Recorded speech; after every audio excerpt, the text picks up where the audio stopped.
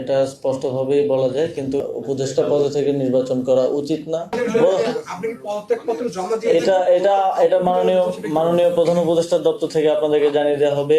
এই বিষয়টা আর আর আর লেনদেন না করি, কতটুকু পেরেছি কতটুকু পারিনি সেটা অবশ্যই দেশবাসীর বিবেচনার বিষয়। সেই জন্যই আজকে সংবাদ সম্মেলনের মাধ্যমে যে আমাদের গৃহীত উদ্যোগগুলোর বিষয়ে সর্বশেষ আপডেট এবং কি কি বাস্তবায়ন করেছি সেটা আপনাদের মাধ্যমে সবাইকে জানানোর জন্য এই সংবাদ সম্মেলন। আমি নির্বাচন করব, এটা স্পষ্টভাবেই বলা যায়, কিন্তু কোথায় করব, কোন দল থেকে করব সেটা পরবর্তী ডিসকাশন। আমরা এখন একটা পর্যায়ে আছি, পরের পর্যায়ে সেটা সবার সামনে আসবে। আর অন্য যে বিষয়ে প্রশ্ন করলেন সে বিষয়ে আমার কোনো কিছু বলার ইখতিয়ার নেই, সেটা আমাদের মাননীয় প্রধান উপদেষ্টার কার্যালয় থেকে আপনাদেরকে যথাসময়ে জানিয়ে দেওয়া হবে। এ বিষয়ে আমার কোনো কিছু বলার অনুমতি নেই, এটা মাননীয় প্রধান উপদেষ্টার দপ্তর থেকে আপনাদেরকে জানিয়ে দেওয়া হবে, মাননীয় প্রধান উপদেষ্টার প্রেস উইং থেকে আপনাদেরকে জানিয়ে দেওয়া হবে। এটা ইতিমধ্যে আমি নিজেও বলেছি যে উপদেষ্টা পদে থেকে নির্বাচন করা উচিত না, যদিও আইনগত কোনো বাধ্যবাধকতা এক্ষেত্রে আসলে নেই। এবং আমি যেটা নিজে বলেছি সেটা আমি নিজেও প্র্যাকটিস অবশ্যই করব। তবে এই বিষয়ে ফার্দার কোনো ইনফরমেশন দেওয়ার সুযোগ আমার নেই, এটা আমাদের মাননীয় প্রধান উপদেষ্টার দপ্তর থেকে আপনাদেরকে জানিয়ে দেওয়া হবে। সেটার জন্য একটু অপেক্ষা করতে হবে। আমি তো এখনো একটা সিস্টেমের মধ্যে আছি, তো আমাকে সিস্টেম ফলো করতে হয়। আমাকে যদি আমার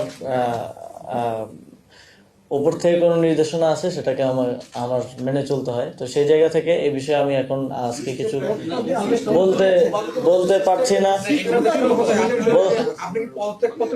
এটা এটা এটা মাননীয় প্রধান উপদেষ্টার দপ্তর থেকে আপনাদেরকে জানিয়ে দেওয়া হবে। এই বিষয়টা আর আর আর লেনদেন না করি, আর কোনো প্রশ্ন থাকলে হ্যাঁ, সেভাবে আসলে ডিস্টিংগুইশ ভাবে চিন্তা করার মতো সময় হয় নাই। তবে এই দায়িত্বে থাকাকালীন অবশ্যই আওয়ামী লীগের বিদায় নেওয়ার পরে বাংলাদেশে বাক স্বাধীনতা পুনঃপ্রতিষ্ঠিত হয়েছে। তবে আমি মনে করি কোনো কোনো ক্ষেত্রে আমার ক্ষেত্রে বাক স্বাধীনতার অনেকে অপপ্রয়োগও করেছেন, অনেক সংবাদ মাধ্যমও করেছে, যদিও আমাদের জায়গা থেকে আমরা সেটা পরিষ্কার করার চেষ্টা করেছি। বাক স্বাধীনতা থাকবে এবং সেটার যেন প্রকৃত ব্যবহারটাও সবাই নিশ্চিত করে, সদ্ব্যবহারটা নিশ্চিত করে, এটাই আমার প্রত্যাশা থাকবে। এবং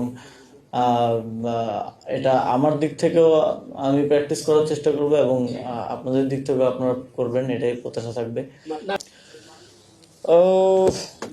মিনিস্ট্রি কেন্দ্রিক অনেক ধরনের অভিজ্ঞতাই হয়েছে, অনেক কিছুই হয়তো বলা যায় না।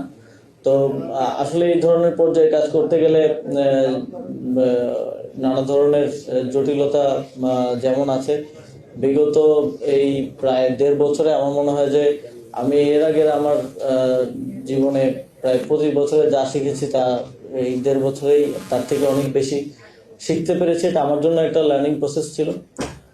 তবে আমার দিক থেকে আমার উদ্দেশ্য সবসময় খুব স্পষ্টভাবে এটাই ছিল, যেহেতু অনেক মানুষের জীবন দেওয়ার মধ্য দিয়ে আমরা এই দায়িত্ব পেয়েছি, সেই জায়গা থেকে সর্বোচ্চ স্বচ্ছতা, নিষ্ঠা এবং জবাবদিহিতার সাথে কাজ করা এবং যে দায়িত্বটা পেয়েছি, যে সময়ের জন্য, যতটুকু সময়ের জন্য পেয়েছি সেই সময়ের সর্বোচ্চ ব্যবহার করার, সদ্ব্যবহার করার চেষ্টা আমি করেছি। এবং আমার সাথে যারা আমার সহকর্মী ছিলেন তাদেরকেও অনেক সময় অফিস টাইমের বাইরেও অতিরিক্ত কাজ করতে হয়েছে, কারণ আপনারা দেখেছেন যে আমরা স্বাভাবিকভাবে অন্যান্য বিভিন্ন মন্ত্রণালয়ের থেকে অনেকাংশে অনেক বেশি উদ্যোগ গ্রহণ এবং বাস্তবায়ন করেছি। ফলে আমি আমার টিমকেও বিশেষভাবে আজকের দিনে ধন্যবাদ জানাতে চাই এবং আপনাদেরকেও ধন্যবাদ জানাতে চাই। আপনারা সবসময় আমাদের কাজগুলোকে জনগণের সামনে উত্থাপন করতে সহযোগিতা করেছেন।